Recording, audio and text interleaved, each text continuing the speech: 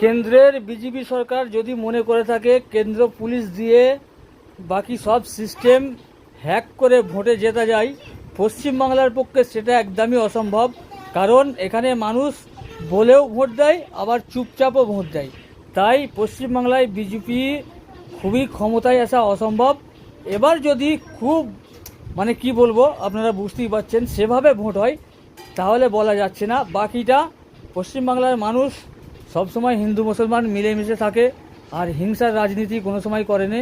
কিন্তু এক এক জায়গায় যেখানে খুব কম ভোটার থাকে সেখানে একটু আধটু হয়ে যায়। তো আমি সব ভোটারদেরই বলবো, সব পার্টির লোককে বলবো, ভোট যখন মিটে গেছে তখন আর কারোর সঙ্গে মারপিট হিংসার কোনো প্রয়োজন নেই। ক্ষমতায় থাকলেই হলো, আর ক্ষমতায় আসার পরে আশা করি সকলে মিলেমিশে থাকবে।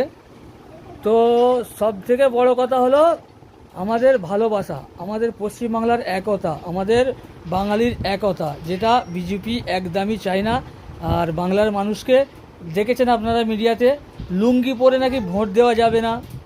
আপনারাই বলুন, এখানে কি শুধু মুসলমানরা লুঙ্গি পরে? সমস্ত ধর্মের লোক, পশ্চিমবাংলার লোকেরা খাস করে লুঙ্গি পরে।